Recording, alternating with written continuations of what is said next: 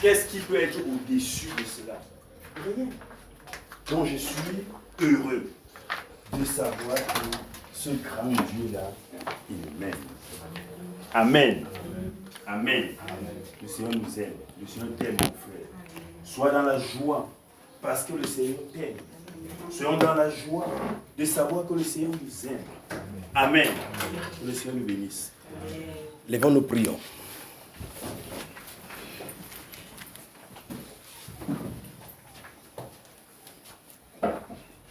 Dans nos Père, nous te sommes reconnaissants pour ta grâce, pour la grâce que tu nous donnes de nous réunir encore une fois de plus devant toi. Merci pour ta miséricorde. Merci pour ton amour qui s'est exprimé à la croix.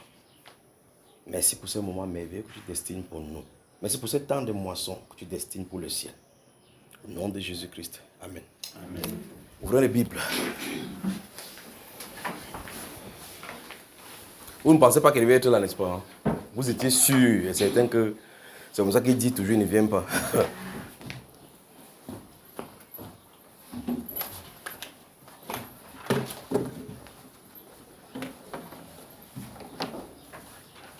La nuit de guerre s'est bien passée, n'est-ce pas?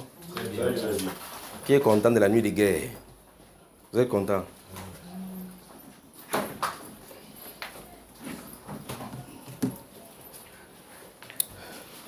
Vu qu'on va se rencontrer encore demain matin, je prends quelques sujets.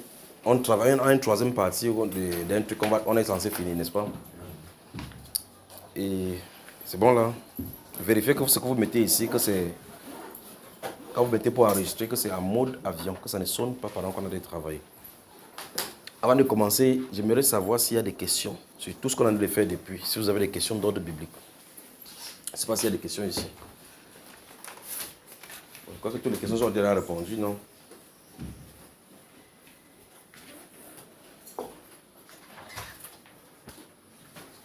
Y a-t-il des questions? Ça va, Samuel? Non, ça c'est Ézéchiel ici. Voilà Samuel là-bas. Samuel, ça va? Vous entendez la voix là? Samuel, ça va? Si roar c'est en anglais ça. Si il rugit comme le lion. Attends, alors il sait ça. Tu sais comment le lion fait souvent? Hein? Le lion fait comment? Le chien fait ouh, ouh, ouh. Le lion fait comment? Je sais pas. Dis-lui comment le lion fait. Dis. Vous entendez ça? Bah, c'est un lion rugissant qui en est de se mettre en place là. Ça sera chaud. Alors, y a-t-il des questions? Oui. En fait, je ne sais pas une question, c'est juste que petit éclairci. Venez ici. Samuel, viens ici. Viens t'asseoir ici. Viens t'asseoir là. Parce que je suis sûr qu'on va finir rapidement. On va très vite finir. Les gens vont venir ici qu'on a déjà terminé. Ne vous inquiétez pas. Si ça n'avait pas été la mauvaise route, on serait arrivé depuis avec les embouteillages. Oui, ta question? Je disais que ce n'est pas une question. C'est juste que par rapport à la perfection là. Dans le mercredi, la dernière fois, on parlait des enfants de Dieu parfaits. Oui. Bon, moi je me suis arrêté sur le passage de Colossiens chapitre 1. C'est juste un éclaircissement. Oui. Je veux pas. Chapitre 1, verset 28. Où Paul fait comprendre là-bas que c'est à cela que nous travaillons. De présenter tout homme devenu parfait en Christ. Quand tu rencontres tout homme n'est pas d'abord en Christ. Oui. Est-ce qu'il y a un problème? Quand tu vois les gens qui sont dehors sont en Christ. Non. Alors, pour ceux pour qui Christ est mort, ils sont dans la perfection. En fait, bon, moi je voulais m'arrêter sur le thème en Christ. Puisque sur le thème en Christ, on faisait comprendre que... Devenir tout parfait, on n'est pas parfait en Christ. On n'est pas parfait hors de Christ. C'est déjà fait.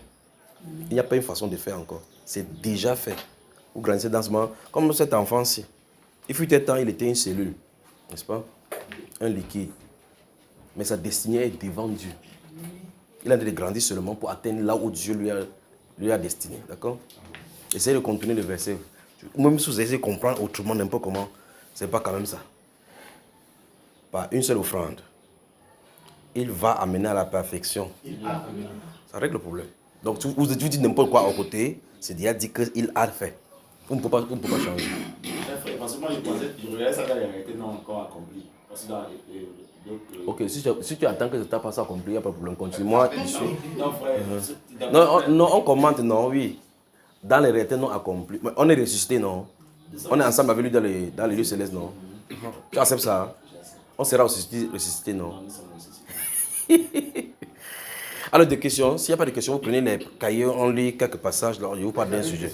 Oui, oui. Dans Romains chapitre 6. Romains chapitre 6, oui. Oui, le verset 14. Oui. La Bible dit là-bas que car le péché n'aura point de pouvoir sur vous, puisque vous êtes non sous la loi, mais sous la grâce. Oui. Je veux savoir l'implication d'être sous la loi, d'être sous la grâce, et que le péché n'ait point de pouvoir sur nous. Oui. Sous la loi, comment est-ce que ça se manifeste? Très bien. Sous la loi, quand vous êtes déjà sous la loi, vous êtes sous l'emprise du péché sans vous en rendre compte. D'accord? Relis encore ça, verset 14 du chapitre 6 des Romains. Verset 14.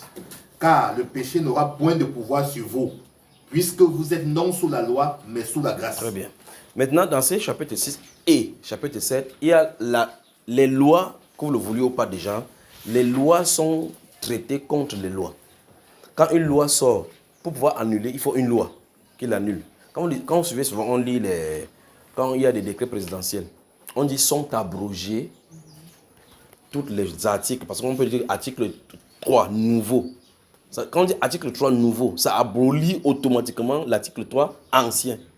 Mais c'est une loi qui est sortie. Tant que la loi n'est pas sortie.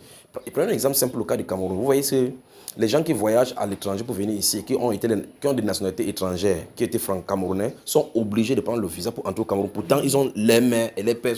Mais le papier dit qu'ils ne sont pas camerounais.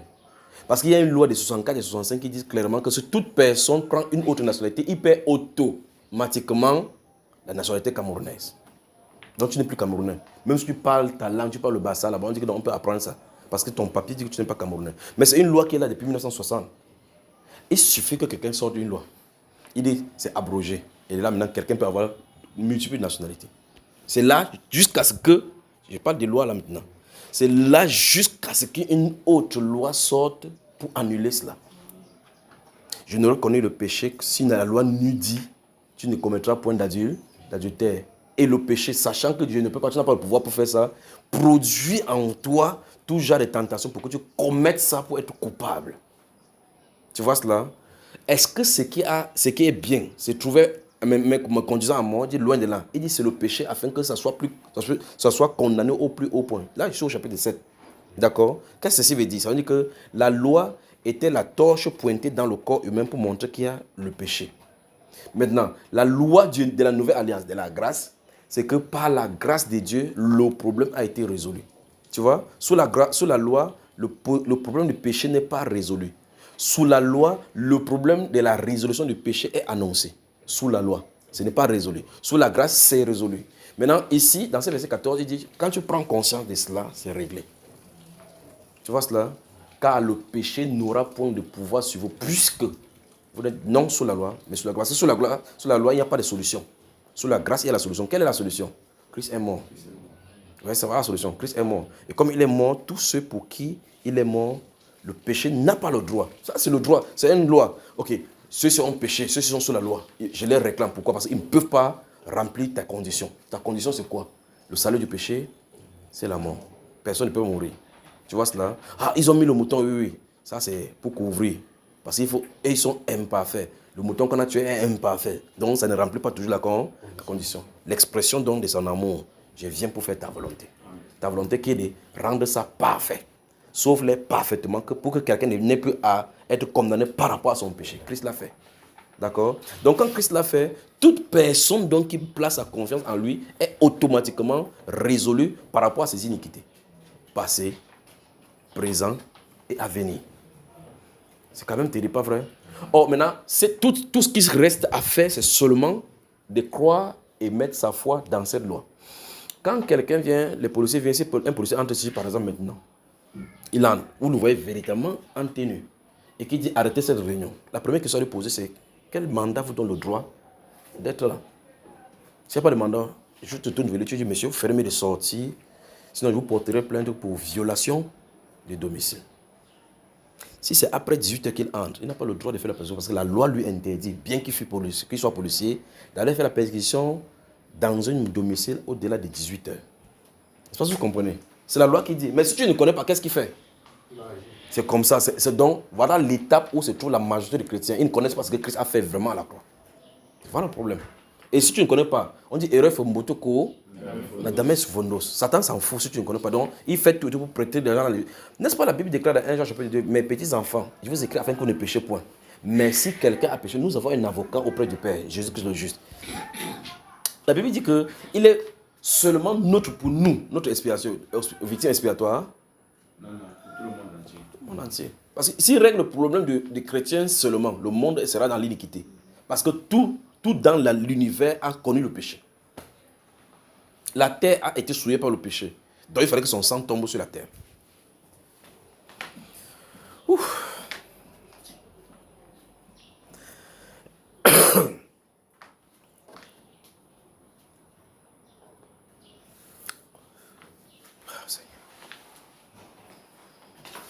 Miséricorde. Qu'est-ce que Christ a fait là?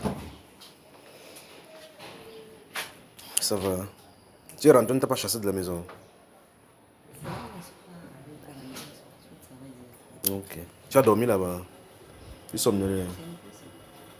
Tu étais content de la nuit de guerre, n'est-ce pas?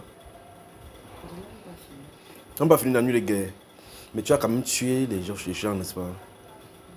Donc, tout ça, tu as tué les gens. Donc, si les gens meurent au pays, c'est toi qui as tué. C'est pas ça. Hein? Même le frère Yves aussi, il a tué.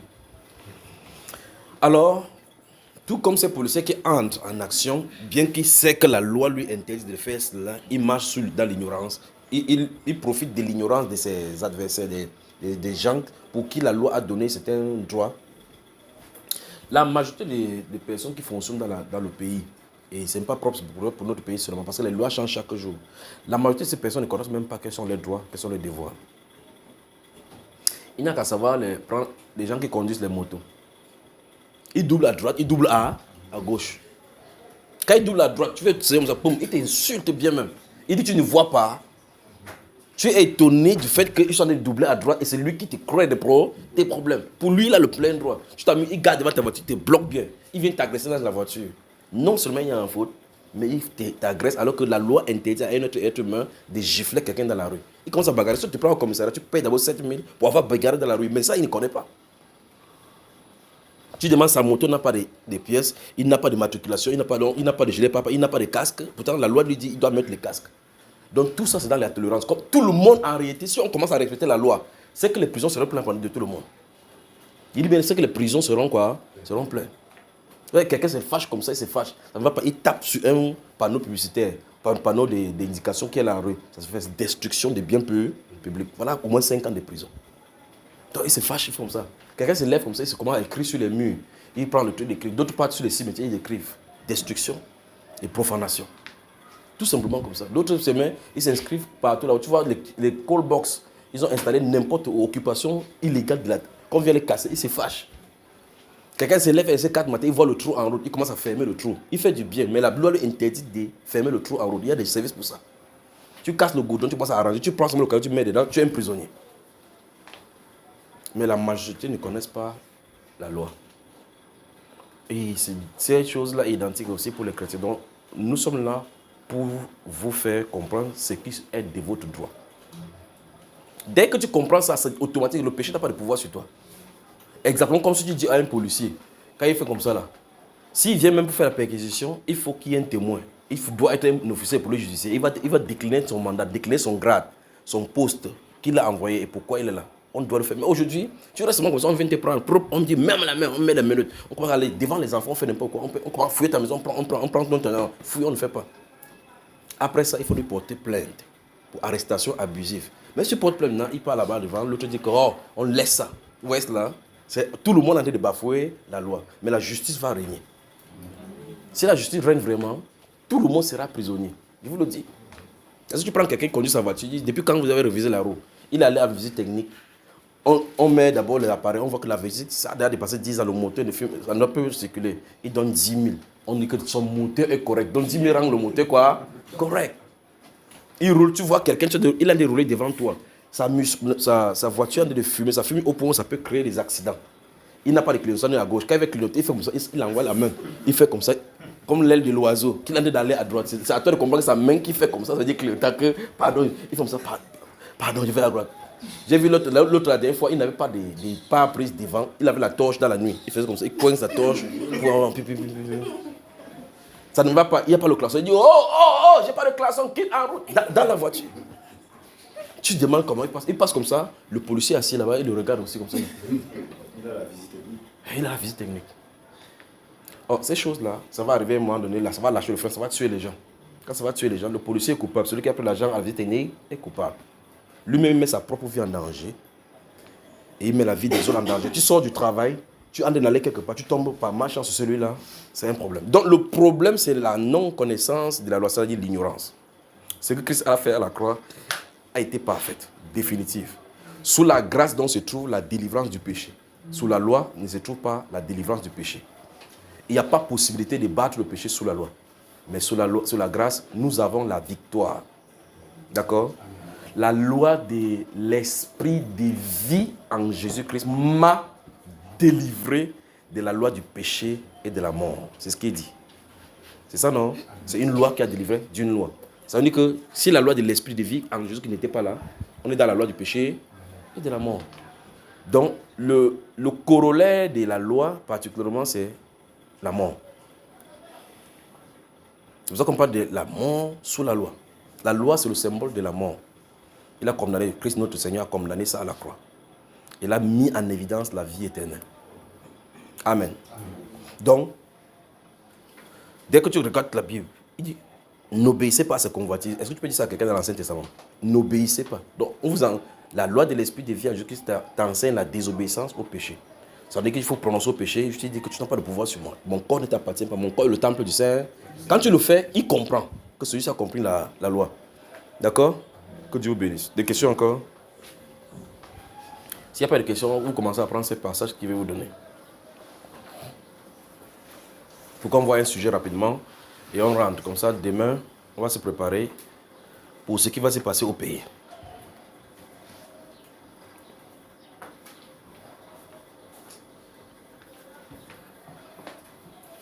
C'est bon là? Je peux commencer. Notez Genèse chapitre 19, enfin chapitre 18 et chapitre 19. Genèse chapitre 18 et 19. Genèse, le chapitre 18 et 19. On va parler d'un petit sujet. Mais ce sujet sera développé dans un autre enseignement. Et quand on va toucher cet enseignement, je vais vous dire, c'est ce petit sujet dont nous parlions. D'accord? Genèse chapitre 18 et chapitre 19.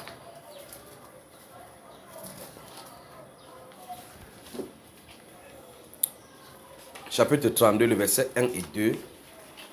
Chapitre 32 de Genèse, verset 1 et 2. Vous êtes là? Ah. Bonsoir, ma père. Oubliez, vous êtes fatigué, je rentre. Mais quand on était, c'est vos oreilles qui notent. Il demande si vous êtes, pour savoir s'il faut avancer ou reculer. Vous avez suivi ce qu'il dit? J'ai dit Genèse, chapitre 18, chapitre 19, chapitre 32, le verset 1 et 2. C'est bon? Oui, c'est bon. Très bien. Josué, le prophète Josué, chapitre 5. Josué, le chapitre 5, verset 13 à 15. Exode, chapitre 7. Frère, tu n'as pas pu avoir le cahier. Tu as acheté le cahier au frère, d'accord? Achète-lui le cahier. Il n'a pas lu le cahier. Josué chapitre 5, verset 13 à 15. Vous avez noté?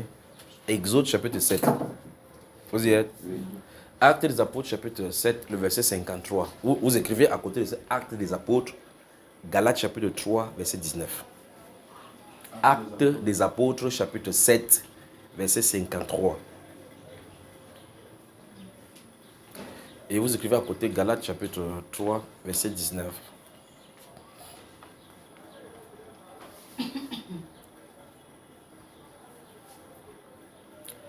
Actes chapitre 26. Hébreux chapitre 1 et 2.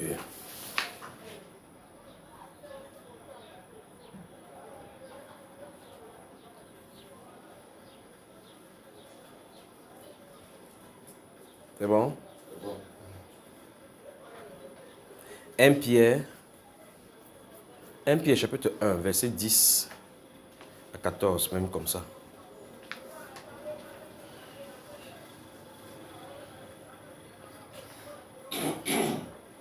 Nous allons lire 3 passages successivement, d'accord? Et on va commencer à parler des choses. Au fur et à mesure, il pourrait ajouter à cela, notez le livre des Juges, chapitre 13. Merci, Père. Juges, chapitre 13. Luc, chapitre 1. À partir du verset 5. Très bien. Là, on peut commencer la lecture, n'est-ce pas? Ouvrez un pied donc.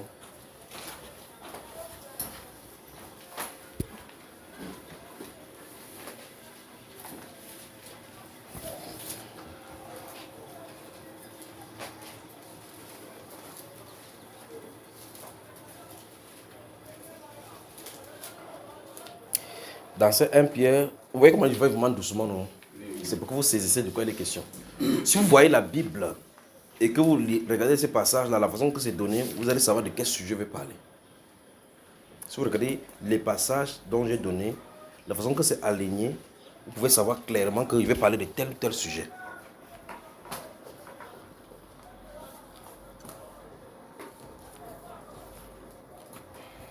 On y va? Dans 1 Pierre chapitre 1, verset 10, il dit, les prophètes qui ont prophétisé à la grâce que vous étiez échus, ont fait de ce salut l'objet de leur quoi? De leur recherche et leur investigation. Il leur fut révélé que, voulant sonder l'époque marquée par l'esprit de Christ qui était en eux, et qui attestait d'avance, quoi? Et la gloire dont elle serait suivie. Stop. Donc, il y a les souffrances de Christ. Après qu'il ait souffert, la souffrance conduit au niveau de la croix. Après la croix, c'est quoi? La gloire. La gloire. On dit les prophètes qui ont prophétisé à la... touchant la grâce. Ils étaient réservés. Réservé à qui? Aux saints. Lesquels saints? Les chrétiens, les chrétiens. Comment tu veux négocier? Tu vas encore balancer ça pour eux sur eux aussi. Même eux, ils étaient les saints. Oui, oui. Mais dans leur dispensation. D'accord? Les 5 qui sont au-delà de la croix. Donc là, quand Christ va à la croix, il ressuscite. C'est ce dont on appelle la sainte postérité. Donc la grâce là, ça concerne uniquement ceux qui sont après la croix. On dit que les prophètes qui étaient avant, ils ont su ça par l'esprit de Christ qui était en eux, qui attestait, ils montraient, ils savaient très bien que Christ, il y a le Christ, quand il viendrait, il souffrirait. D'accord? Mais après cette souffrance, il y a une période de gloire. Quand ils ont eu une période de gloire, ils étaient étonnés de vouloir savoir vraiment ce qui va se passer. Oui, il va souffrir. Ils cherchent à savoir ces gens de personnes qui vont vivre sur la terre avec cette gloire-là. Écoutez ça. Il dit waouh. Donc si tu demandais au prophète Isaïe que si on demandait aux gens de naître, le prophète Isaïe, tu nais en quelle période? Il dit non, après la croix. Imaginez ça, frère. Imaginez que vous posez la question au prophète Élie, Moïse, que tu fais quoi? Il dit après la croix. On dit les prophètes, relisons encore ça. Les prophètes qui ont prophétisé touchant la grâce qui vous était réservée. Donc c'est une grâce qui est réservée. Vous entrez sur une table quelque part, vous voyez réservé. Quand vous lisez le mot réservé, c'est pas que c'est pas pour toi. Tu trouves ça dans un restaurant, tu dis réservé, ça veut dire que c'est pas. Cherche-toi une autre place. Ceci est réservé. Donc cette grâce-ci est réservée pour une catégorie de personnes. Cette personne, c'est après la croix. Donc quand tu regardes dans l'événement, tu regardes dans la dispensation, dans la période. Est-ce que Christ, je suis dans une période où Christ qu'il va venir pour mourir ou bien qu'il est déjà mort? Il est déjà mort. Ça veut dire que cette grâce-là, c'est pour ton époque. Qui vous était réservé, ont fait de ce salut l'objet de leurs recherches et de leurs investigations. Ça veut dire que les prophètes ne dormaient pas. Ils fouillaient les Écritures, ils fouillaient, ils priaient pour savoir clairement, oui. Voulant sonder l'époque et les circonstances marquées par l'esprit de Christ qui était en eux, Oui. et qui attestait d'avance les souffrances de Christ et la gloire dont elles seraient suivies. Oui. Il Il leur fut révélé que quoi? Que ce n'était pas pour eux-mêmes. Que stop. Parler seulement et quitter. Ce n'était pas pour eux-mêmes.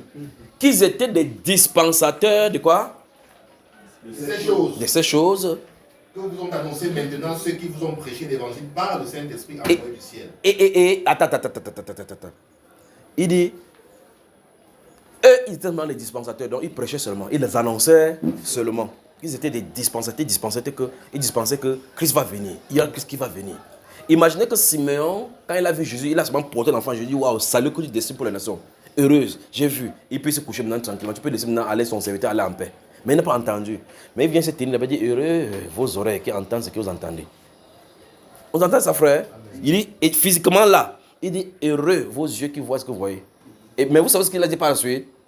Quand il a avancé un autre pas après la résurrection, il dit, heureux ceux qui croient sans avoir vu. Vous voyez les différents niveaux d'heureux, non? Premièrement, il y a les heureux qui entendent pendant qu'il est là physique, au point où Jean-Baptiste, le prophète, a dit que ma joie est grande, elle est parfaite. Moi, je suis là comme ça, j'entends l'époux physiquement. Tu demandes encore une autre personne, il dit non, je ne veux pas quand il est là physiquement. Je veux que quand il est venu, il a fini son travail, il n'est pas parti. Puisque les gens étaient là, dit, oh Seigneur, nous avons vu le Seigneur. Il dit, ah bon, hein, tant que je ne vois pas, tant que je ne mets pas mes mains dans ses mains, tant qu'il ne met même pas mes doigts dans son côté, il ne croit. 8 jours après, quand ils sont réunis, il a dit que la peur soit avec vous. Il se tourne vers lui. Il dit, viens, approche, mets ta main. Crois. Il dit, oh mon Seigneur, mon Dieu. Ah, donc tu crois maintenant parce que tu as. Et après, ils sont un décret.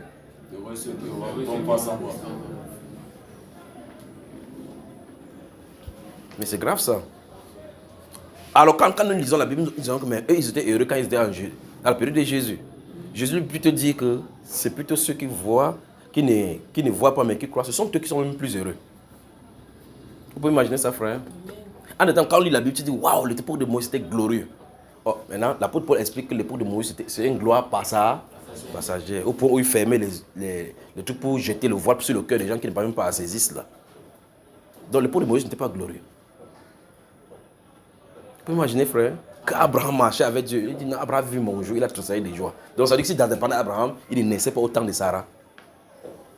Pensez-y seulement. Alors dans ce cas, quelle est la chose qui est spéciale pour notre époque alors dans ce cas, je vous parle? Dans ce cas, qu'est-ce qui est spécial donc pour ce peuple-ci qui est après la croix? Au point où le prophète désire plonger le regard. Et non, on dit, ils vont faire l'objet de leur salut, de leur investigation. Maintenant, la chose maintenant, c'est qu'on dit, les anges désirent y plonger les regards. Donc même au ciel, ce n'était pas révélé pour les anges. L'évangile est connu au ciel lorsque le peuple nouveau-né sur le ciel prêche les mystères de Christ. L'évangile est connu au ciel lorsque le peuple nouveau-né sur le ciel, sur la terre, prêche l'évangile, annonce les mystères de Christ. La Bible déclare afin que les dominations dans les lieux célestes connaissent au travers de l'Église la sagesse infiniment variée de Dieu. C'était caché, mais ils connaissaient la loi, ne sachant pas ce que ça annonçait. Ouvrez Actes chapitre 7, et puis je vous ai demandé d'aider coincé là, avec les deux passages de Actes chapitre 7, verset 53 et Galates chapitre 3, verset 19. C'est ce qu'il dit aujourd'hui, non? Dans ce Actes chapitre 7, c'est le frère Étienne qui vient de donner le résumé de la rencontre ou bien de l'appel de Dieu pour le peuple juif, l'appel qui leur est destiné, et il donne des différentes dégringolades dont ils ont subi au courant du temps. Et puis, à ce verset 53-ci, il leur dit que vous n'avez même pas obéi à la loi qui a été donnée au Père, lesquelles venaient de quoi? Des anges. Donc, en réalité, la loi ne venait pas de Dieu.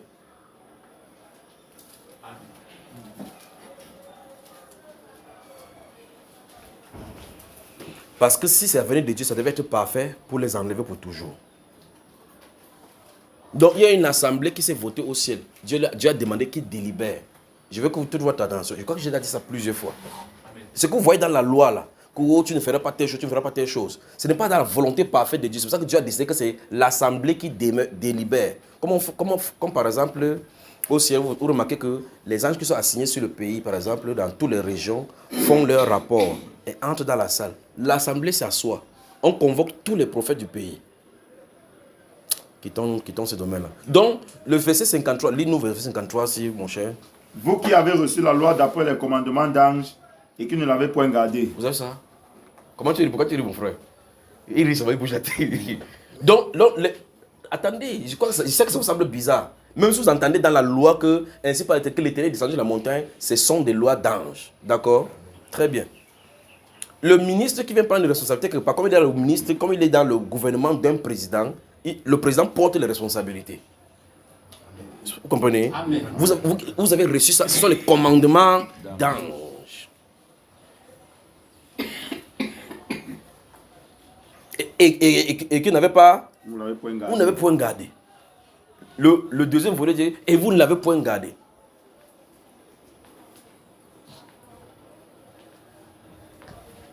Alors maintenant, si vous lisez le livre d'Hébreux, il dit, comment négligerons-nous un si grand salut? Je vous ai dit Hébreux, le livre d'Hébreux, on va y aller tout à l'heure, mais permettez-moi de citer cela et on avance et puis on va y revenir plus tard. Il dit, comment donc échapperons-nous en négligeant un si grand salut qui d'abord a été annoncé Par les anges. Le salut a été annoncé par des anges. Donc, toutes ces choses-là, n'est-ce pas Daniel a reçu les visitations des anges, il a eu des visions, et l'ange vient lui expliquer qu'après un temps, le Messie sera 62 semaines seront fixées, ainsi de suite. Quand il lui a expliqué ça? Et parce que lui, il reçoit, il ne comprend pas. Ça, c'est la loi. L'apôtre Paul n'a pas besoin de l'explication de l'ange. Il dit les mystères en peu de mots. Il dit en les lisant, vous pouvez connaître la connaissance que j'ai du mystère de Christ. Il n'a pas été révélé au sein de l'autre passé, comme il a été fait maintenant aux saints apôtres du Seigneur. Vous avez lu ça, frère? Très bien. Ce mystère, c'est que Christ, que les païens sont co-héritiers. Ça, les anges n'en savaient rien. On dit donc, dans ce livre de 1 Pierre chapitre 10, chapitre 1, verset 10 et suivant, il dit que dans lequel les anges, il dit ceux qui vous ont annoncé, vos apôtres qui vous ont annoncé l'évangile envoyé par le Saint-Esprit envoyé du ciel, dans lequel les anges désirent y plonger leur regard.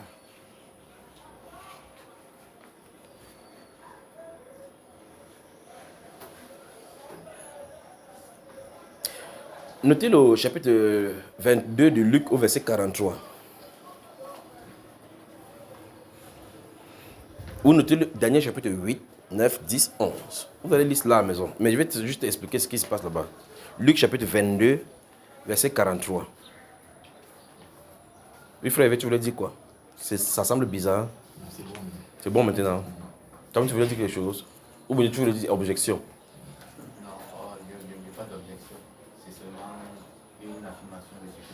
S'ils eurent reçu un commandement qui pouvait rendre quelqu'un, amener à la perfection, pourquoi fallait-il donc encore une nouvelle alliance?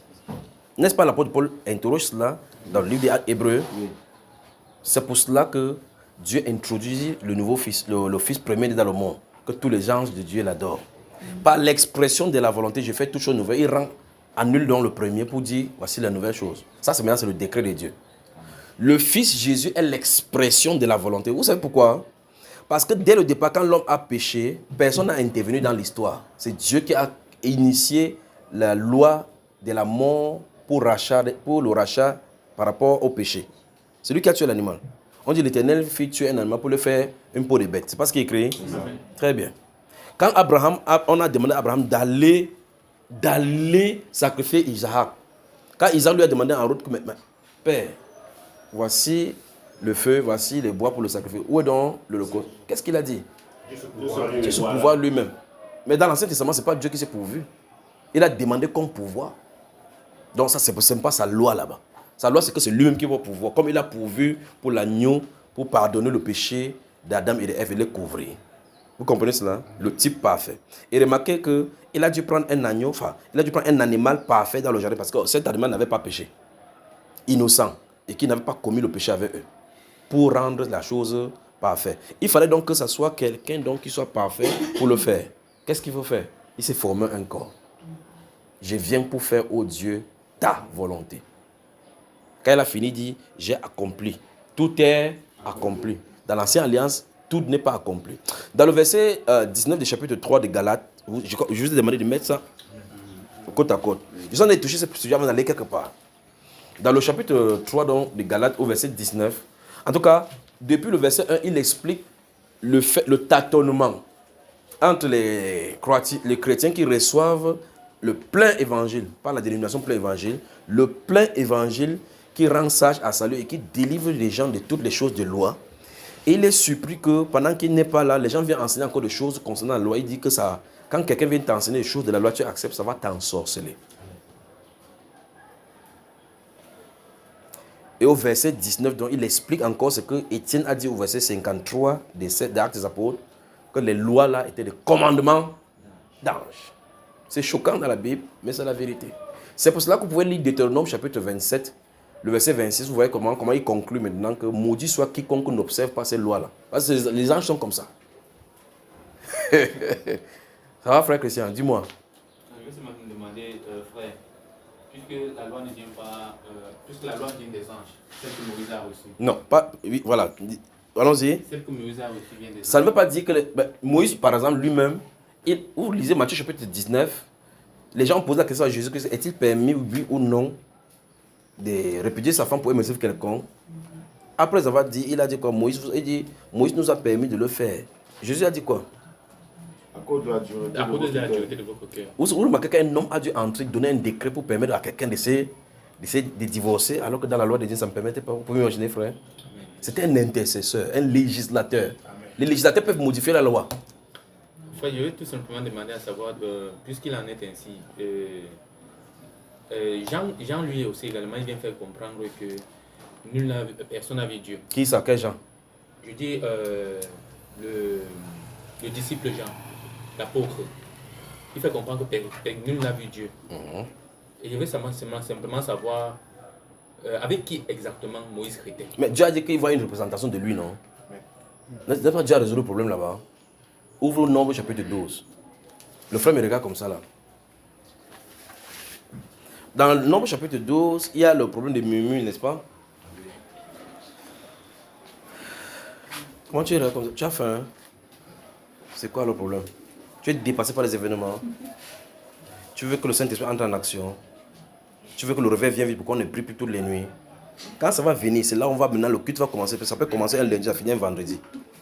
Donc le danger même, c'est quand le Saint-Esprit vient. Quand il vient, il arrête tout. Tout est centralisé sur Christ. Maintenant, tu vois qu'on dit qu'on vit à 16h, faisons vite, on rentre chez nous. Ah bon? Quelqu'un va passer seulement là-bas, il entend. Il dit, qu'est-ce qu'il faut là-bas? Combien il entre là-bas? Il ne sort plus. Le Saint-Esprit est merveilleux. Dans Nombre chapitre 12, lisons ça, mon cher. Hein?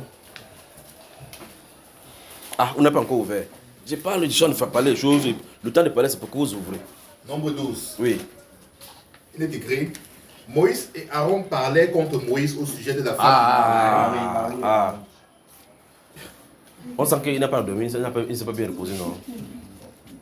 Marie et Aaron. Marie et Aaron parlaient contre Moïse au sujet de la femme éthiopienne qu'il avait prise. Oui. Car il avait pris une femme éthiopienne. Regardez, vous remarquez, imaginez quelqu'un qui est au milieu de vous, qui vous conduit, qui vous donne la loi. Il dit, tu ne t'approcheras point de notre peuple. Tu vas te marier. Le lendemain, ils sont avec Nyangogwe. Mais quand il passe, vous le regardez, chacun comme murmuré. Il dit, fais ce que je dis, ne fais pas ce que je dis. Oui, mais si vous ne comprenez pas qui il est et ce qu'il a de faire par son action, vous ne comprenez pas. Amen. Vous voyez qu'il était là à la place de Christ pour montrer qu'il va laisser son peuple pour prendre une épouse ailleurs. Amen. Voilà pourquoi il prenait des enfants là-bas, les femmes à l'étranger. Il dit, est-ce seulement par Moïse que l'Éternel parle? Qu'est-ce qui dérange? Que n'est-ce pas toi et moi, tu as la vision, tu as la vision. Prends quelqu'un qui fait attention. Fais attention. Est-ce que vraiment qu'il parle? Il a dit, chaque jour ainsi par l'Éternel. Il faut que tout le monde attende le matin pour qu'il dise si la manne va son tombeau ou pas. Toi, tu rêves aussi, non? Suivons cela. N'est-ce pas aussi par nous qu'il parle? Et l'Éternel entendit. Or, Moïse était un homme fort patient, plus qu'aucun homme sur la face de la terre. Donc, il y avait le don de patience. Vous faites n'importe quoi, il reste seulement tranquille. Soudain, l'Éternel dit à Moïse, à Aaron et à Marie, allez vous trois à la tente d'assignation. Quand Dieu vous convoque comme ça, sachez qu'il y a quelque chose qui ne va pas. Et ils y allaient tous les trois. L'Éternel descendit dans la colonne de nuée et il se tint à l'entrée de la tente. Il appela Aaron et Marie qui s'avançaient tous les deux. Et il dit, écoutez bien mes paroles. Donc, qui a posé la question derrière ici là? Donc, écoute bien, c'est paroles. Très bien, allons-y. Lorsqu'il y aura parmi vous un prophète, c'est dans une vision que moi, l'Éternel, je me révélerai à lui. C'est dans un songe que je lui parlerai. Il n'en est pas ainsi de mon serviteur Moïse. Il est fidèle dans toute ma maison. Je lui parle bouche à bouche. Je me révèle à lui sans énigme. Et il voit une représentation de l'Éternel. Ça va. Il dit que c'est sans énigme. Hein? Mais c'est une représentation quand même qu'ils voient. C'est pour ça qu'au chapitre 32 et 33 d'Exode, il va leur dire que fais-moi voir ta... Tu me dis chaque fois, tu me flattes chaque jour que oh, tu connais mon nom, tu connais mon nom. Depuis là, il ne connaît pas ta gloire. En tout temps, il vit avec lui en haut là-bas. Il dit, ok, viens parce que tu ne pourras pas voir mon visage. Il y a un creux à côté de moi. C'est dans ce creux qu'il donne la révélation. Il y a un rocher à côté de moi. Je te placerai sur ce rocher, je te couvrirai de mes mains, je passerai, je proclamerai les bontés de l'Éternel. Mais tu me verras de dos. Mais tu ne pourras pas voir. Je vous ai dit que les prophètes Moïse ont voulu voir ce que nous voyons, mais ils ne voient pas. Donc, ce n'est pas Dieu qui voyait. Il voyait une représentation de Dieu. Mais il est venu sur la terre marchant comme ça. Les gens demandent que le Père là, tu cherches, il est où, tu cherches comment? Pas vrai, frère? Le voici au milieu de vous. Alors, ils ont compris maintenant que c'est le... Donc, c'est de Jésus dont il parlait. Tu peux avancer? Donc, dans ce Galates chapitre 3, l'apôtre Paul explique justement que c'était le commandement d'ange. Mais, il explique dans son itinéraire, il explique qu'en fin de compte, les anges avaient leur ministère pour introduire la mort au milieu du peuple, pour que les gens soient gardés et préservés, pour conserver la promesse telle que, parce que la promesse a été donnée pour qu'on n'obtienne pas la foi. Et que la saine postérité à qui la promesse avait été faite soit révélée. Quand c'est venu, nous ne sommes plus sur un seul pédagogue. Il dit que la loi était un pédagogue. C'est-à-dire que quand on parle de pédagogue, ça sort de l'enseignement. C'est un enseignement pour conduire. Ce n'est pas la totalité ou bien le but ou bien la fin de la réunion. On dit dans Galates, dans Romains chapitre 10, verset 17, que Christ est la...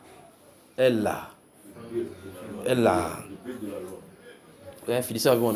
Vous êtes fatigué. Il dit dans Romains chapitre 10, il dit que Christ est là pour la justification de quiconque croit. Fin en français ici, dans le grec, ça signifie le but. Donc, la loi avait pour objectif de conduire à Christ. La pédagogue, pour dire, gardez-vous comme ça. Le voilà. Le voilà. Il dit, vous sondez les Écritures, croyez en avoir, en est la vie. Ça ne donne pas la vie. Elle rend témoignage de moi. La loi, c'est le témoignage que Christ, le Sauveur, viendrait pour délivrer les gens qui sont sous la loi, qui sont sous l'emprise du péché. Et donc, si le Fils vous affranchit, vous êtes vraiment libre. Parce qu'il n'y a pas d'affranchissement avec la loi. Quand même vous avez respecté toute la loi, tu as quand même le péché en toi. Vous comprenez cela? Même si le péché n'agit pas, il est quand même là. Alors, Christ venant dans le monde, les anges l'adoreront, et ils ont adoré. Mais au chapitre 22, verset 43, ils sont venus pour le fortifier. Ça ne vous pose pas de problème? Il dit Luc chapitre 22, que je vous donne, verset 43. Quand il était en agonie, alors qu'il en est de prier dans le jardin, la Bible déclare qu'un ange est descendu pour le fortifier. Vous avez lu ça? Alors, comment un ange peut descendre pour fortifier le Seigneur? Vous y avez pensé?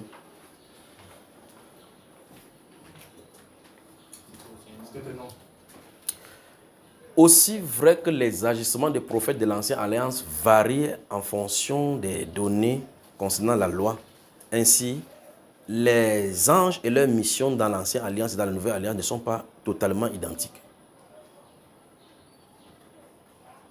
Aussi vrai que les prophètes de l'Ancienne Alliance ont des variations par rapport aux prophètes de la Nouvelle Alliance, ainsi les anges aussi ont des variations dans leur mission. Les anges de l'Ancienne Alliance viennent expliquer les Écritures.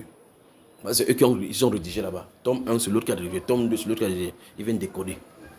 Mais l'évangile qui concerne le Fils de Dieu, c'était dans le sein de Dieu. C'est révélé par le Saint-Esprit directement. Vous y êtes? Dans la Nouvelle Alliance, donc, les anges jouent principalement le rôle d'accompagnateurs et de serviteurs en faveur de l'Église, de protection.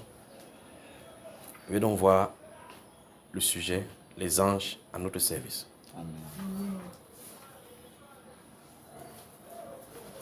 C'est le thème. C'est l'un des héritages donc, de l'Église. Les anges au service des chrétiens. Mais de moment où vous remarquez que dans tous ces passages, on parle des anges. Vous savez, si vous lisez les passages, vous saurez de quoi on est de parler. C'était pour vous montrer de façon pédagogique que depuis l'Ancienne Alliance, ils ont parlé des Écritures. Vous remarquez Daniel, c'est les anges qui viennent expliquer. Vous remarquez même dans la Nouvelle Alliance, dans Luc chapitre 1, que vous avez noté à partir du verset 5, on explique qu'il y avait quelqu'un de la classe d'Abia, Zacharie, avec sa femme Élisabeth. Tous deux étaient avancés en âge, ils ne pouvaient pas avoir d'enfants. C'est pas vrai?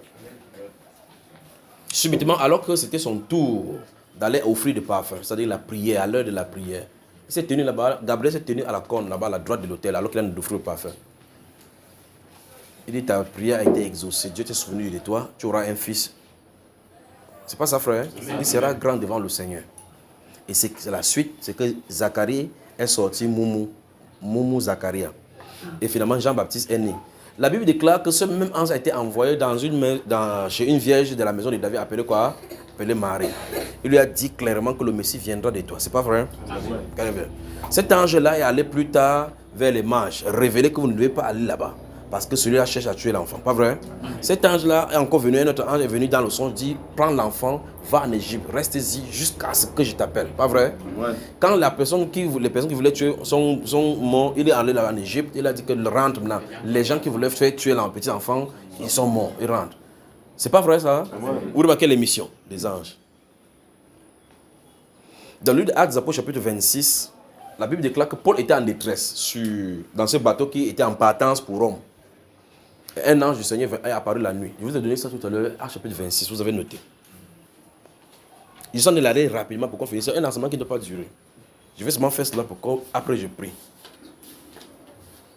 Vous y êtes? Dans ce Actes chapitre 26, la Bible déclare que Paul a fortifié les gens parce que les gens voyaient, tout le monde savait que le bateau devait finir parce que la façon que le tourbillon l'a frondé sur les bateaux au point où ça saccageait. Il leur a dit que ne vous inquiétez pas, quand un ange du Dieu que je sers m'est apparu cette nuit, il a dit que Paul, ne crains point. C'est pas ça?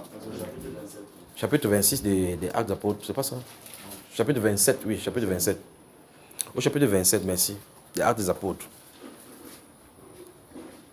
Il dit qu'un ange du Seigneur, car un ange du Seigneur, du Dieu auquel je suis serviteur, un ange, il lui est apparu cette nuit et lui a dit, ne crains point. Il n'y aura d'autre dégâts que celui des bateaux. Dieu te donne. Ils sont disciples pour lui donner ce message. Dieu te donne la vie de tous ceux qui sont sur ce bateau. C'est pour ça que fortifiez vos mangez de pain. Il n'y aura d'autres dégâts que celui de ces bâtiments, du navire, le bâtiment. D'accord? Amen.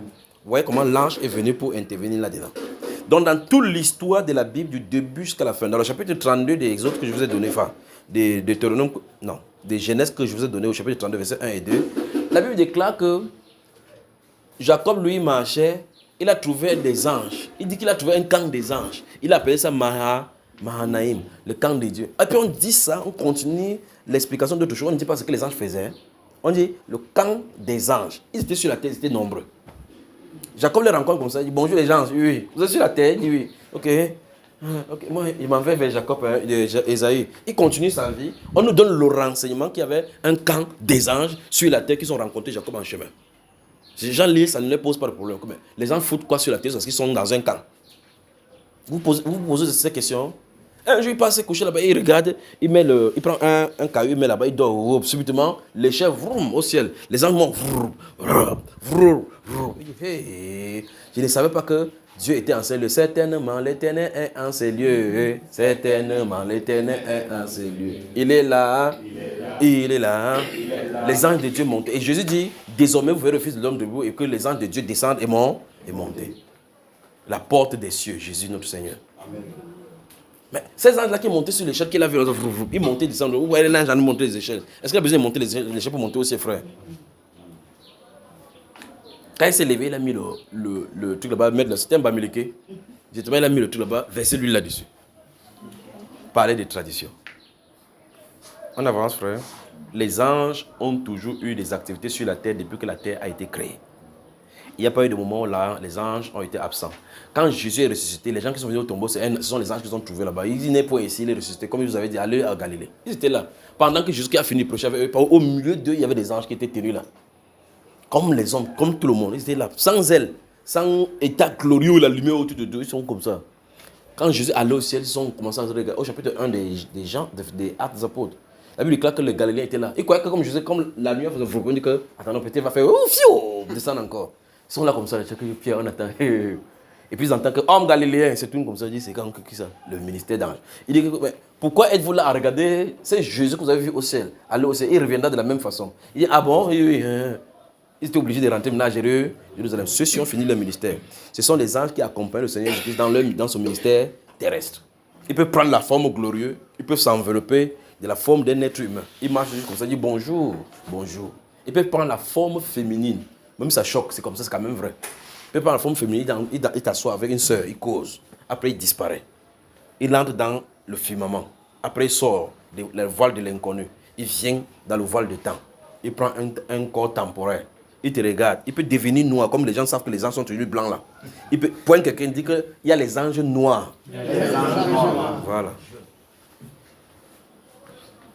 Parce que pour vous, quand vous dormez, vous voyez quelqu'un qui vous parle, ça dit non, non, non, il est noir, il est noir. Parce que les blancs, on doit dire que non, tout ce qui est le ciel est blanc. Par là, vous serez surpris là-bas. On avance. Qu'est-ce que je veux dire concrètement? Les anges sont assignés à l'église. Bien plus. Les anges sont déployés dans le pays, le Cameroun. Bien plus encore, le Saint-Esprit déclare que beaucoup auront les activités des anges qu'ils vont rencontrer sur leur chemin. Bien plus encore, plus. Le Saint-Esprit déclare que certains d'entre vous rencontreront des anges. Amen. Que les anges sont destinés à venir rendre visite à certains d'entre vous. C'est de ça dont c'est le message en réalité qu'il voulait transmettre. Mais qu'est-ce qu'il faut faire? Comme on est rempli de peur et de que quelqu'un voit quelque chose, oh, le fantôme, il faut qu'il prépare votre entendement pour que quand ils vont venir, n'ayez pas peur. Si vous restez à la maison un jour comme ça, là, il se peut que vous entendez lire un jour comme ça, là, et puis vous sentez que la présence a changé.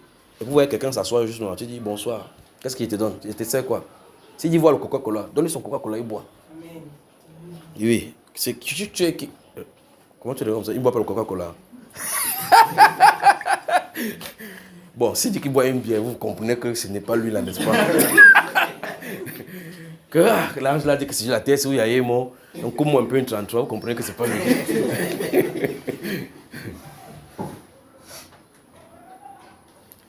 Si vous gardez dans votre esprit que l'ange a les ailes, les yeux partout, avec quand ils viennent, la place est effrayée.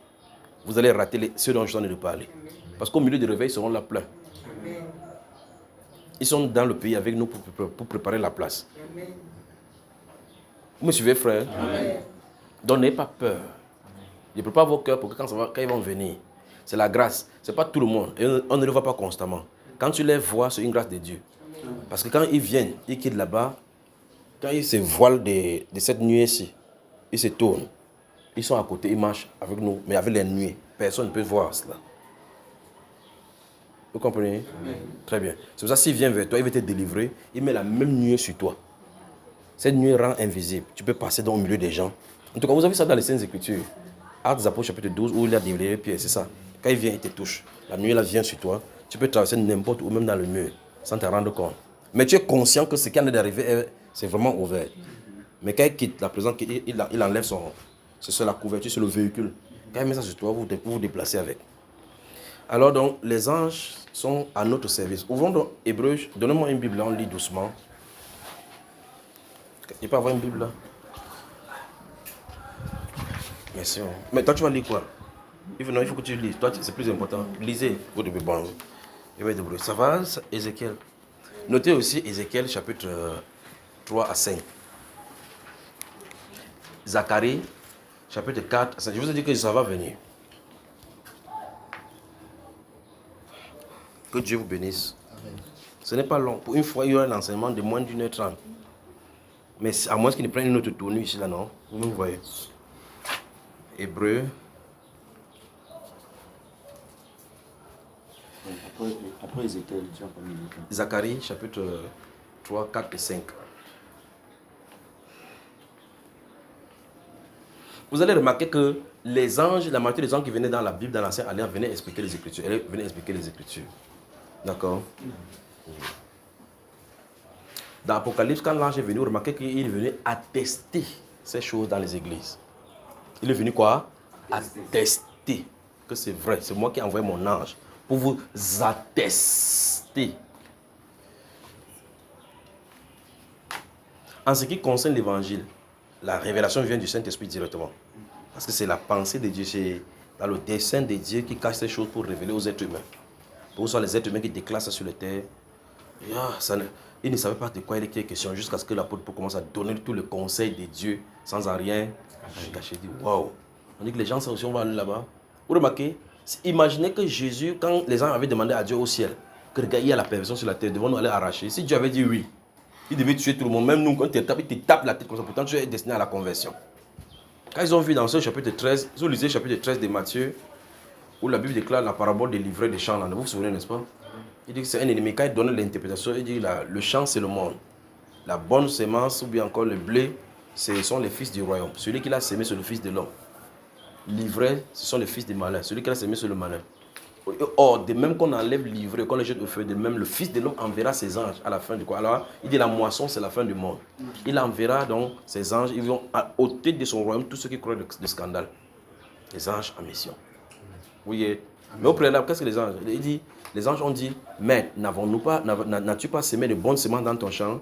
D'où vient l'ivraie? Il ne savait même pas comment l'ivraie a fait pour entrer là-bas. Il dit, c'est un ennemi qui l'a semé. On parlait de déraciner. Il dit, non, ne le faites pas. C'est les anges qui ont décidé à Dieu. Laissez-les croître ensemble. Ils ne connaissaient pas quel est le plan de Dieu. Et puis, subitement, il s'est comment voir que quelqu'un qui était bandit devient de l'autre côté de l'ivraie. Il dit, mais comment ça se passe? Il dit, non. Ils peuvent être affectés par l'ivraie, mais ceux-ci ne sont pas livrés. Vous voyez? C'est pour ça que Christ a demandé aux anges d'attendre. Parce qu'il y aura le discernement pour pouvoir les mettre à part. Hébreux chapitre 1.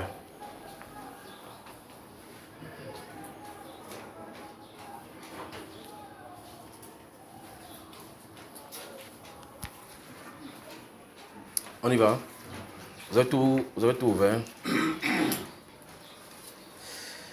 Après avoir, à partir du verset 1, écoutez-moi très attentivement. Le livre d'Hébreux, c'est l'un des meilleurs livres du Saintes Écritures. Mais on va y revenir si le Seigneur permet qu'on fasse l'étude des Hébreux ici. Après avoir autrefois, à plusieurs reprises et de plusieurs manières, parlé à nos pères par les prophètes, sur le chapitre 1, verset 1.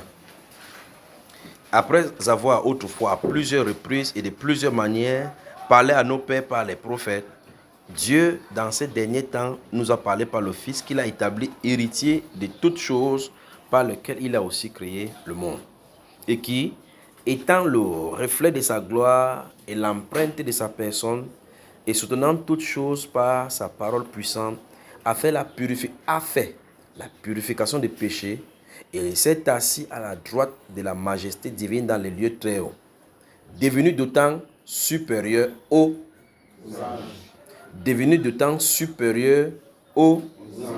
qu'il a hérité d'un nom plus excellent que le leur. Car auquel des anges Dieu a-t-il jamais dit, tu es mon fils, je t'ai engendré aujourd'hui. Donc n'allez pas croire ce que les témoins disent que Jésus était un ange là, ou c'est était là-bas, Michael là. D'accord? Dieu n'a jamais dit à un ange que tu es mon fils, je t'ai engendré aujourd'hui. Et encore, je serai pour lui un père et il sera pour moi un fils. Vous voyez que quand il disait dans 2 Rois, dans 2 Samuel chapitre 7, verset 14 là, en parlant à Salomon que c'est lui qui va bâtir la maison, je serai pour lui un père, il sera pour moi un fils. Il parlait de Christ, non? Vous savez moi, hein? Amen. Très bien. Mais ici, il dit, auquel des anges Dieu a-t-il jamais dit, tu es mon fils, je t'ai engendré aujourd'hui? Ça veut dire que, est-ce qu'il a dit ça pour Jésus? Il dit, est-ce qu'il a dit ça à son fils Jésus? Bonsoir. Oui. Vous m'entendez? Est-ce qu'il a dit ça à Jésus? Oui. Très bien. La Bible déclare qu'il n'a pas dit ça, il n'a jamais dit ça à un ange. Que tu es mon fils, j'ai été engendré aujourd'hui. Alors je pose la question, à quel moment Jésus a-t-il été engendré? Alors, vous êtes trop fort. Applaudissez pour vous-même alors.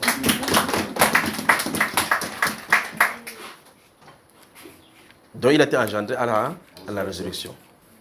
Vous êtes trop fort. Car auquel les anges, Dieu a-t-il jamais dit, tu es mon fils, je t'ai engendré aujourd'hui. Et encore, je serai pour lui un père, il sera pour moi un fils. Et lorsqu'il introduisit de nouveau dans le monde le premier-né, quand est-ce qu'il a introduit le premier-né dans le monde? Il dit que tous les anges de Dieu l'adorent. Que tous les anges de Dieu l'adorent. De plus, il dit des anges. Celui qui fait de ses anges des vents et de ses serviteurs une flamme. Ces serviteurs-ci, ce sont des anges. Ce sont les serviteurs des flammes de feu, pas les serviteurs humains. Parce que le verset est introduit par, de plus, il dit des anges, en citant le livre de Psaume. D'accord? Donc les anges sont des flammes de feu et des serviteurs et des vents. D'accord?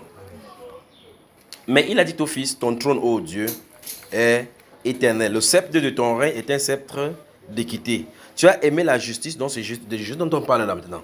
Tu as aimé la justice et Tu as haï l'iniquité. C'est pourquoi, ô Dieu, ton Dieu t'a oint d'une huile de joie au-dessus de tes égaux. Et encore, toi, Seigneur, tu as au commencement fondé la terre. Donc, c'est de Jésus dont on parle comme ça. Donc, qui a au commencement fondé la terre? Jésus. Qui est Dieu? Jésus. Qui dont le trône est éternel? Jésus. Ils périront, mais tu subsistes. Ils vieilliront tous comme un vêtement. Tu les rouleras comme un manteau et ils seront changés. Mais toi, tu restes le même et tes années ne finiront point. Et auquel des anges a-t-il jamais dit, assieds-toi à ma droite jusqu'à ce que je fasse de tes ennemis ton marche-pied? Verset 14, qui peut dire ça? Ne sont-ils pas tous des esprits au service de Dieu, envoyés pour exercer un ministère en faveur de ceux qui doivent hériter le salut? Vous avez entendu ça? Applaudissons pour le Seigneur. Applaudissons pour le Seigneur. Donc, le verset 14 dit clairement quel est le rôle des anges lorsque le salut est proclamé. Quel est ce rôle? Exercer un ministère en faveur de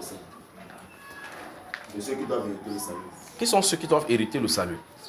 Parce que vous vous souvenez que dans 1 Pierre chapitre 10 que nous avons lu, il a dit quoi au juste? Les prophètes, et sans causer fatigué, sans que je vais partir d'ici. Les prophètes qui ont prophétisé touchant la grâce. Grâce qui était réservée auprès de ces saluts, l'objet de leur recherche et de leurs investigations. Voulant sonder l'époque marquée par l'Esprit de Christ qui était en eux, il leur fut révélé que ce n'était pas pour eux, mais qui c'est le dispensateur de ces choses. Continue. Et qui vous ont... Qui vous sont annoncés maintenant par le Saint-Esprit envoyé du ciel, dans lequel les anges désirent plonger leurs regards. Le Saint-Esprit dit, vous allez visiter, les anges vont nous visiter. C'est de ça dont il est question, c'est le message que je suis en train d'apporter. Donc ici, dans ce verset 14, il dit, ne sont-ils pas... Donc, il dit, enfin, ce n'est pas des anges dont tu veux parler. Le problème de Paul ici, il ne veut pas expliquer les anges. Il passe là par ricochet seulement en expliquant. Vous pouvez comprendre comment ce garçon était rempli de la connaissance de Dieu. Il passait par là, donc il passait seulement par là. Après, il dit, eux, ils sont les esprits au service de Dieu, envoyés pour le service de ceux qui doivent hériter le salut. Mais qui sont ceux qui doivent hériter le salut? Chrétiens. Il dit, les anges sont à notre service. Mais pas commandé, il n'y a pas d'autorité dans l'écriture à un être humain de donner un commandement à un ange. Il n'y a que chez les catholiques. D'accord? On n'a pas de prières à leur faire. Tous les anges qui viennent sur la terre sont commandés depuis le ciel. Ils reçoivent leur ordonnance de Dieu d'aller faire une mission sur la terre. Ce sont nos compagnons dans l'accomplissement des tâches que Dieu nous a données sur la terre. Quand il faut frapper l'ennemi, il frappe. Quand il faut le préserver, il préserve. Il y a des anges qui empêchent quelqu'un de le faire. Parce qu'ils ont le pouvoir pour souffler sur notre pensée, sur notre corps intérieur, en suggérant les pensées à ton être intérieur sans que ta conscience en prenne le coup. Et sans que ta conscience ne sache que et sans que ta conscience ne sache que cette pensée est externe. Les anges ont ce pouvoir.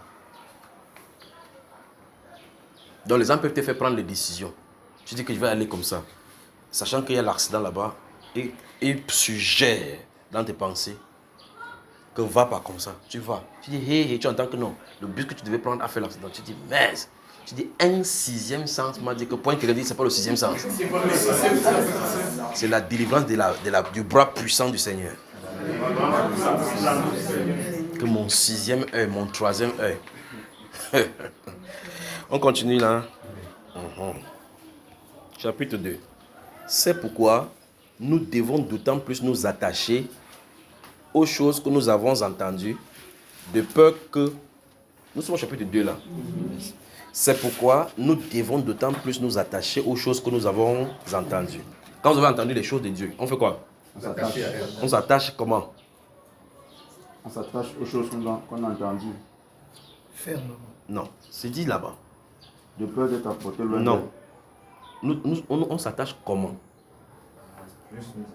Plus. C'est plus. On ne s'attache pas seulement. D'accord? C'est plus. Nous devons d'autant plus nous attacher aux choses que nous avons entendues, de peur de nous, qu'on soit éloigné loin d'elle. D'accord? Car si la parole annoncée par des anges a eu son effet, vous voyez, il prend dans le passé. Et si toute transgression et toute désobéissance a reçu une juste rétribution. Ça, c'est la parole des anges. Il parle de la loi là maintenant.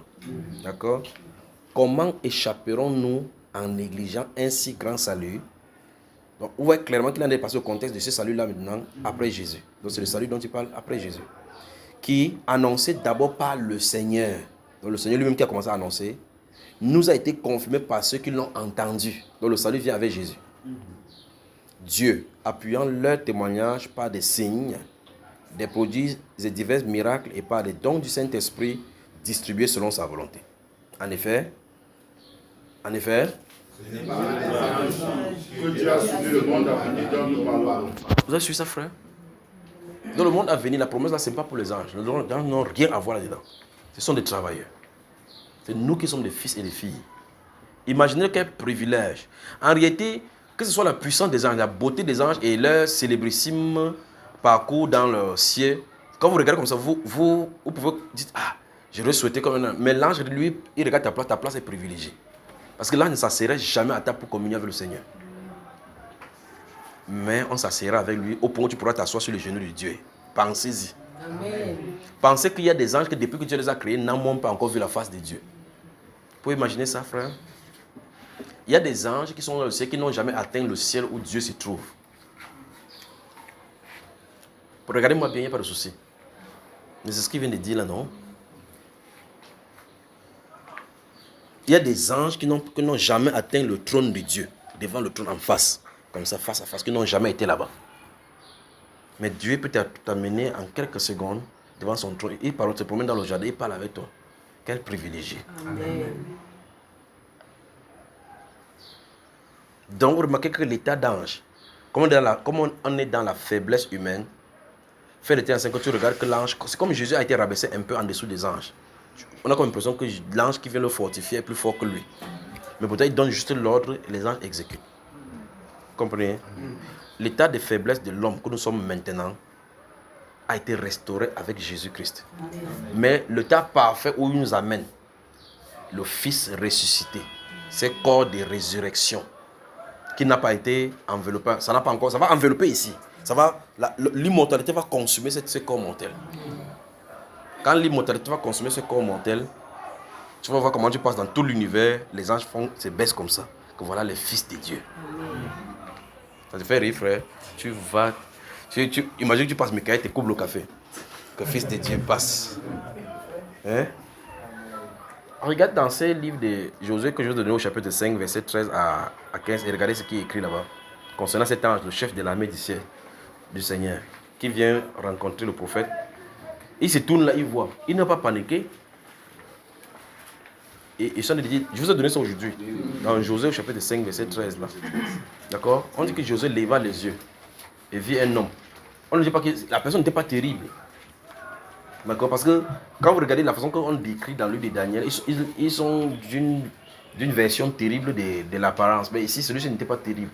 Amen. Mais quand il a vu sa texture et ses muscles, avec son âme là-bas, son épée nue à la main, il a compris que celui-ci n'est pas simple. Amen. Vous voyez? Il est allé vers lui, il lui a demandé, tu es avec nous ou bien tu es pour l'ennemi? Il dit non.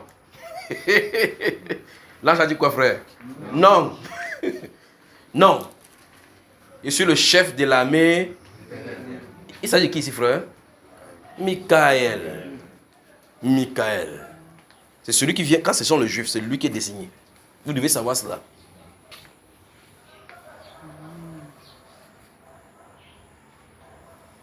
Et quand il a entendu cela, il a dit que, ok, qu'est-ce que je dois faire? Y a-t-il une parole pour mon Seigneur, pour son serviteur? Ôte tes souliers. Ôte quoi? Tes souliers. Et remarquez, quand il finit d'ôter les souliers, il a ôté les souliers comme il a dit, ça s'arrête là. Qu'est-ce qui s'est devenu par la suite avec l'ange? Qu'est-ce qui s'est passé? Personne ne sait. Donc, comme votre bouche est longue plus que votre nez là, je vous avertis, Dieu permet qu'on travaille avec lui comme ça pour glaner certains de ses attributs et certaines de ses volontés. L'une des choses que Dieu aime, c'est le secret. quand il révèle les choses, je sais que les visions sont sensationnelles. Que voir un ange, c'est sensationnel quand on veut vouloir parler. Et c'est pour ça que l'ange te tient là-bas, il fait comme ça là. Il reste juste tranquille à côté de toi. Pourquoi tu le vois, tu restes juste tranquille, tu ne dis pas. Parce que, mais je dis, comme on est scientifique, c'est peut-être pas aussi. J'ai vu un ange, première réaction, il était comment, frère Junior? Son nez était comment? Il ressemblait à quoi? Donc je le décris, un être mystérieux. Dans un corps mortel ici sur la terre, je commence à parler des choses glorieuses de notre ciel. Dans notre dimension, si on ne doit pas parler de n'importe quoi. Ce que j'en ai dit, pour quelqu'un dit, arrête ta soupape comme ça. Donc ce n'est pas tout ce que vous allez voir que vous allez raconter. Je ne suis pas dit que même en amont, vous allez me raconter à moi. Si le Saint-Esprit vous montre quelque chose, il concerne l'ange, et que l'ange est là, posez-lui la question si il te donne le droit de parler de lui. Posez-lui la question. Parce qu'il peut venir avec les limites. Que ne parle pas de moi. Dis-le juste le message qui a été transmis. Si tu veux décrire, ou bien fais comme tu veux. S'il fait comme tu veux, ouvre la bouche. Parlez-nous ça bien. Mais si tu donnes l'ordre de ne point parler, vous ferez mieux de ne pas parler. D'accord? Le Seigneur dit, les anges arrivent dans la révélation de leur personnalité. Ils sont là, donc ils vont faire comme ça. Ils vont enlever le vêtement là. Le vêtement, il y a le vêtement qui les cache. Ils sont partout là-dedans. Dans les rues, là, qui sauvent les gens dans les accidents. Il prend là. Quelqu'un dit que je suis sorti de la voiture. Tu regardes la voiture comme ça là. On ne dit pas que quelqu'un est sorti dedans. Mais je suis sorti sans égratignure. Il ne se pose pas la question, qu'est-ce qui s'est passé? Priez pour la compagnie aérienne Cameco. J'ai vu ça arriver au sol, il n'y a pas eu de mort. Oh, les gens sont dit, ouf, j'ai la chance. Ah bon? J'ai la chance. Alors que le pilote a pissé sur lui-même. L'ange fait comme ça, il porte, il dépose. Il s'assoit derrière, il attend que les humains donnent gloire à Dieu. Quelqu'un dit que c'est ma protection, ma bague magique, ça t'a protégé. Quand ça va prendre le feu la prochaine fois, tu vas savoir que la bague magique ne protège pas. Ne sont-ils pas des esprits au service de Dieu envoyés pour rendre un ministère en faveur de ceux qui doivent hériter le salut? Ceux qui doivent hériter le salut ont un héritage de la promesse de la visitation des anges. Les anges arrivent pour certains.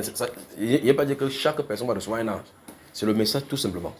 Les personnes privilégiées à qui il va donner, c'est leur grâce. D'accord? Des anges vont visiter des chrétiens.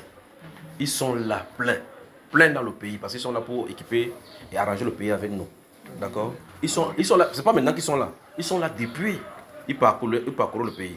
D'autres se tiennent juste là debout, ils attendent qu'on leur donne les missions. Donc parce que d'autres sont là pour... Vous savez, quand le président va aller quelque part, on envoie les gardes du corps. D'autres sont en civil, d'autres sont là, ils se protègent. C'est exactement le même déploiement. Ils sont là. Mais donc, ceux dont je viens de parler, ce sont ceux qui sont envoyés au milieu des saints pour veiller à ce que tout se passe en ordre. D'accord? Vous imaginez que dans Actes chapitre 16, chapitre 12, quand un jour Hérode est descendu en foule là-bas et puis l'André Paris s'est assis sur son tribunal, les gens disent voix d'un Dieu, voix d'un Dieu. Au même instant, c'est le Nouveau Testament, n'est-ce pas? Pour quelqu'un dit les anges n'ont pas changé leur comportement. Quand il faut tuer, ils tuent. Allez. Le message est terminé. Les anges sont au milieu du peuple de Dieu. Ces anges, l'une de leurs missions, c'est de garder le peuple du péché. Ils vont faire que les gens vont trembler et craindre le nom du Seigneur Jésus. Je vous l'ai dit avant que nous le recevions. Le but de cette parole-ci, c'est vous pousser à ne pas avoir peur des êtres qui viendront vers vous. Vous imaginez dans le livre de Matthieu, la Bible déclare voici de quelle manière Marie est venue la naissance de Jésus. Marie s'est trouvée enceinte par la vertu du Saint-Esprit avant qu'ils n'eussent habité ensemble. Joseph, qui était un homme de bien, qui ne voulait pas la diffamer, s'est proposé de rompre secrètement avec lui. Comme il y pensait. Il était en train de penser seulement. Un ange du Seigneur lui est apparu en songe. Il dit, Joseph, fils de David, ne crains pas. Prends avec ton mari, ta femme. Car l'enfant qu'elle a conçu vient du Saint-Esprit. Si ce n'est pas le ciel qui parlait, si c'était la recherche, ça dit que Dieu parlait. Tu devais finir de parler ta part. Tu rentres, il devait chasser Marie là. Il fallait que le ciel vienne nous convaincre que l'enfant là vient du Saint-Esprit. Comme un ange vient lui parler. Donc ça veut dire que pour que l'ange lui parle et qu'il exécute et qu'il fasse comme ça, il faut que ces personnes se soient accoutumées aux choses surnaturelles. Ils savaient que dans leur peuple, l'ange a parlé à Moïse. Ils savaient qu'Abraham a reçu des visitations d'anges. Donc c'était naturel pour eux. Mais la Bible déclare que ces gens-ci sont en service pour les saints qui doivent hériter le salut. Et c'est après la croix. Et nous sommes ces saints-là. Il est légitime et naturel que nous les ayons. Mais le vrai problème, c'est ceci. Ils ont eu à servir avec nous, avec vous. Mais vous n'étiez pas conscient de leur présence. Dieu veut vous rendre conscient de leur présence. Chacun de nous, chaque chrétien sur la terre, a eu d'une façon ou d'une autre l'aide d'un ange envoyé du Seigneur. Chaque chrétien, sans exception. L'aide d'un ange. Mais les voir, c'est un privilège. D'accord? C'est un privilège. Si vous lisez dans une des biographies du prophète William Marion Branham, vous allez voir, il a un de ses fils qu'on appelle Paul. Billy Paul. Billy, je sais quoi, il s'appelle Billy Paul Graham. Je ne sais pas, c'est Paul, comme ça, quelque chose Paul. Je ne sais pas s'il est encore vivant. Vous lisez dans son écrit, il est encore vivant, je crois, bien sûr, tapez son témoignage, il va vous raconter comment l'ange est là. Parce que quand il était petit comme ça, son père voyageait pour aller prêcher, il était toujours avec lui. Ils sont arrivés à un endroit donné dans un hôtel où ils ont logé. C'est un enfant, il a dit de dormir la nuit. Et l'ange qui marchait avec lui est venu dans la nuit, ils sont assis là-bas, il est en train de parler de lui. Il lui parlait de ce qui va arriver dans le service, ce qui va arriver, tout ce qui est censé arriver là-bas. Il s'est tenu là-bas. Et puis, son père causait avec l'ange. Il lui demandait, est-ce que tu peux permettre que Vili te voie? Il a dit que oui, je le permets.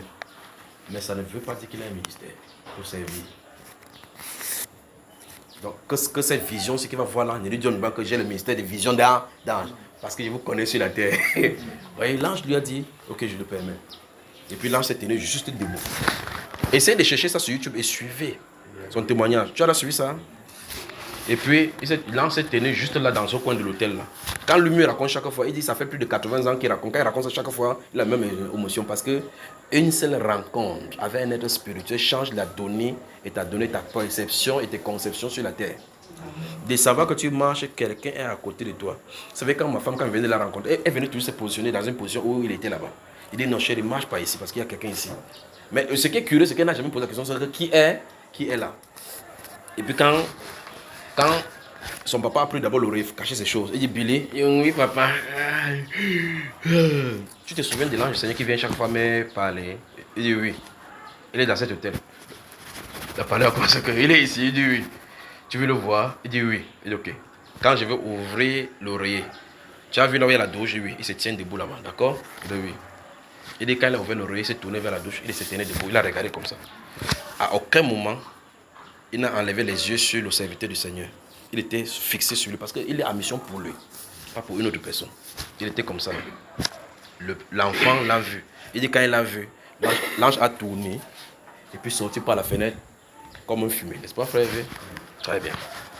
C'est une grâce seulement que Dieu a donné parce que s'il se lève, s'il a de cause avec lui, il se lève pour ne pas pisser, il va passer à côté de lui, aller pisser sans savoir que quelqu'un se tient là. Vous comprenez ce que ça veut dire? S'il se lève dans la salle, pendant qu'il est là, il est assis sur sa chaise en train de causer, il a son stylo avec sa Bible déposée. L'ange est là debout, il voit l'ange. Mais si quelqu'un doit entrer, pourquoi vous entrez brusquement? Quand vous entrez, c'est pour ça qu'il faut faire attention avec les prophètes. Vous savez, ces gens-là qui sont venus pour arrêter Élisée, ce n'est pas quand Élie sont venus arrêter Élisée que ceux-là sont venus. Il dit ceux qui sont avec nous sont plus nombreux que ceux que tu vois là. C'est quand il a dit, oh Seigneur, ouvre-lui les yeux. Il s'est tourné là. Il a vu dire, bon, tentez-nous encore alors ici. Tentez-nous. Pourquoi? Parce qu'il a vu les gens qui sont là-bas. Les chats dans les montagnes, plein partout. Le gars dit maintenant qu'il me vend dans ce ministère. Quelqu'un tente de nous toucher. Il suffit que Dieu vous montre quelqu'un qui se tient là-bas, on ne fait plus n'importe quelle bêtise. Mais ils sont là pour donner des rapports. Vous imaginez, pendant qu'on allait chanter les louanges et autres là-bas, ils soufflent sur les gens, frère. Et puis subitement, tu entends quelque chose te touche et puis tu commences à pleurer. Tu penses que c'est... J'ai pleuré quand je chantais les louanges, j'ai pleuré. Mais les gens sont des grands ministères au milieu de nous. Donc je disais donc que si se tient là, c'est une grâce que de reconnaître un prophète d'abord. Un authentique prophète de Dieu sur la terre. C'est une grâce. Il faut que la grâce te soit donnée du ciel pour le reconnaître. Sinon tu vas le persécuter. C'est la nature de l'homme là-bas. Et quand il te donne non, ça, si te donne davantage la grâce de voir l'ange qui l'accompagne. Sinon, tu vas rester là-bas, il va parler. Tu vas dire, oh, il fait comme ça, il fait comme ça. Pendant que tu parles contre lui comme ça, tu es debout comme ça, quelqu'un de cette télé te regarde. L'être humain, si ce n'est pas Dieu, c'est qu'on est fichu. Oh, c'est pour ça que c'est les hommes qui sont envoyés de la terre. Si Dieu ne peut pas donner ce genre de puissance, quand tu ne sont pas remplis de l'esprit d'amour et de pardon, c'est que tu vas relâcher ces gens-ci, de les faire tuer. Parce que quand il fait comme ça, il te tient là-bas, il te regarde, il attend tellement son mystère. Si tu fais un genre, il te tue. Tu entends que les mots de là, mais quelqu'un a sorti son épée là, il t'a coupé là, tu meurs. Il est debout là juste.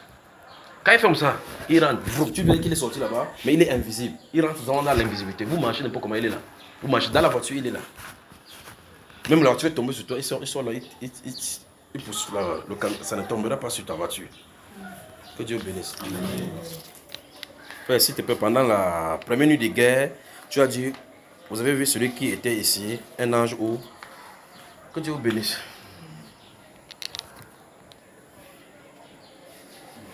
Bonne soirée. Je vous aime. Il fallait qu'il dise pour vous dire que vous m'aimez, non? Il n'y a pas de souci.